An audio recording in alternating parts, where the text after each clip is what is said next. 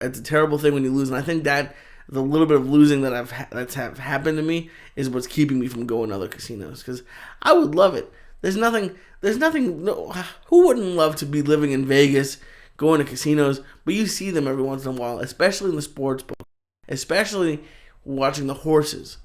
I sat next to a guy watching the horses who was hammered out of his mind, but he was picking every race, and he was picking it right. But it's just maybe when he actually bets, he loses. But when he's picking it beforehand, he wins every time. I don't know. It's just... And I got to tell you something. And I'll tell you this right now, man. Some of the best times I've had have been at a horse track. Oh, yeah. I love the track. But I go to the track with $40. Yeah. And once I lose the $40, it's over.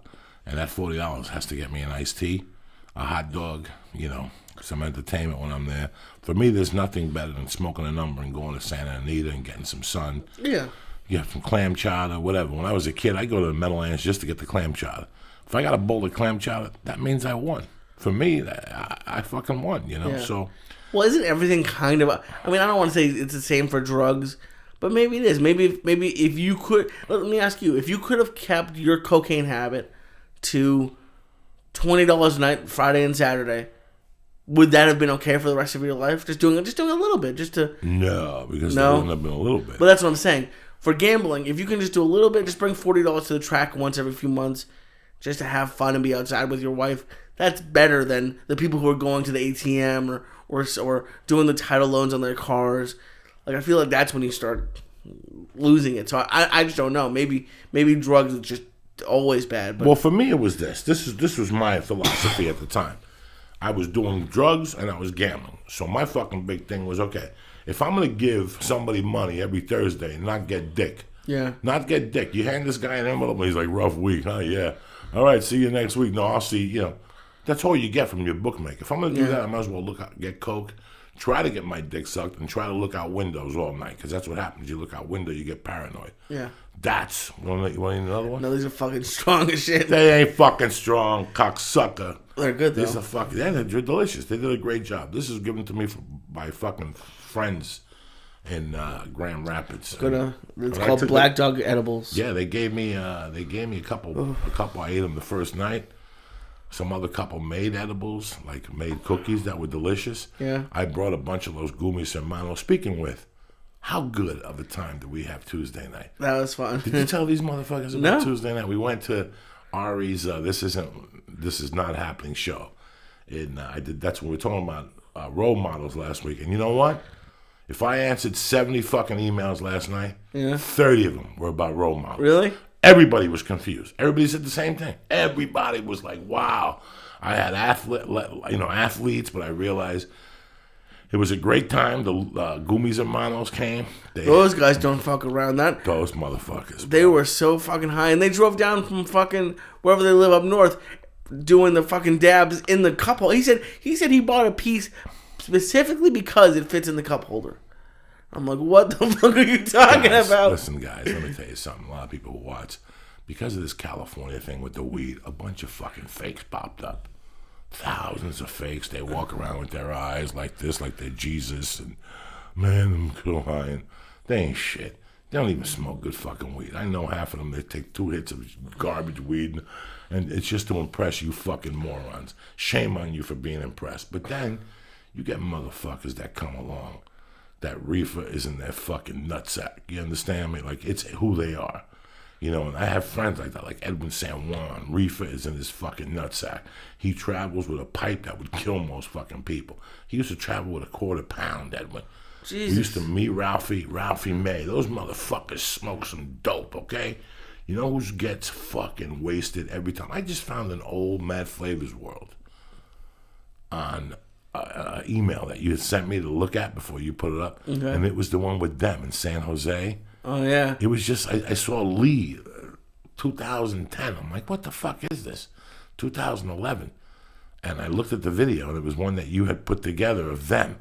And I don't know if you remember. I go, look at these guys. And they went in their pocket, and they had a torch. Oh, yeah. Do you remember that? That was 2 fucking years ago. Uh-huh. They used to show up at the San Jose Improv with a fucking torch and banana bread and cookies and fucking bags of dope. And it's just mind-boggling.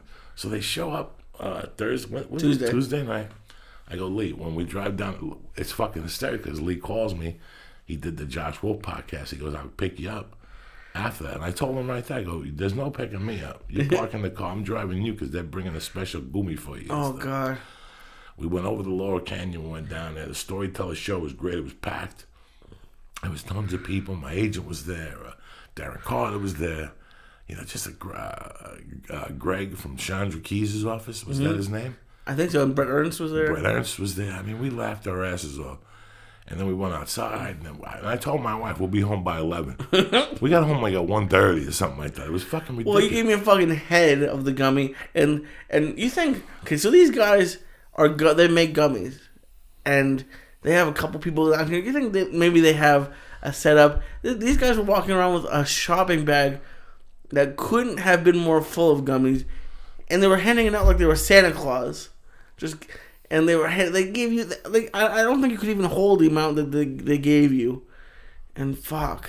And then after that, they were like, so you wanted to do a dab after that head? We went across the street and started doing dabs right in the fucking street. And I did a dab, I gotta be honest with you, it shut my fucking lungs down. Yeah. It just shut them down. It was like having asthma. I couldn't fucking breathe. Did you see me stand there? Yeah. I ready to have a fucking heart attack. I'm like, I'm gonna fucking have a heart attack. And I was like, that's it. I can't smoke this shit no more. And I'll tell you what, I'm going on 2 months on fucking Thursday without smoking a joint. Do you believe that? I was doing a bong hit. No physical reefer on fucking Thursday. Just vapors and that one fucking dab. You believe that, Lee? Well, dab is kind of like a vapor, I think. So isn't it? So do you think you're just going to keep going and fucking... I'm going to go till May 17th. I'm going to do the 90 days because I'm doing that thing for Doug. Okay. And I'll see then how I feel. I mean, I'm having a great time eating edibles. Yeah. I've got it down to the edibles. I'm not eating edibles that are fucking really fattening. I'm not eating cookies. I'm not eating big banana bread no more. I'm not even eating the chocolate bars anymore. I haven't seen you with that. Yeah, no, nothing. This stuff. I've been doing tiny, the Chiba Chews are 35 calories. That's a half a fucking point. I mean, Weight Watchers, 1 point is equal to 60 60 calories is 1 point. A Chiba Chew, the Deca, is 35 fucking points. Yeah. That don't do nothing. That don't do dick to you. All those things that they make are 35 points. They make diabetic stuff and they make shit with sugar in it to kill you. That's why when people go to me, we have, ice cream with THC in it. That's great, but I gotta eat that whole gallon of ice cream to get high. I don't have that fucking type of time. Yeah. I just want to pop some. And the other bars, those chocolate bars, are delicious. Yeah. But it's a fucking chocolate bar, bro. I don't need a fucking chocolate bar. I just don't need it. I work hard, so that's it. So that's all. I've been living on just vapors and the edibles. How fucking crazy is that, guys? I would never, especially after the amount of weed that you had at my last place. How much weed was in that? Fucking how sad it was. Guys, and it's cute, and we have a great time, and we giggle, but come on, guys.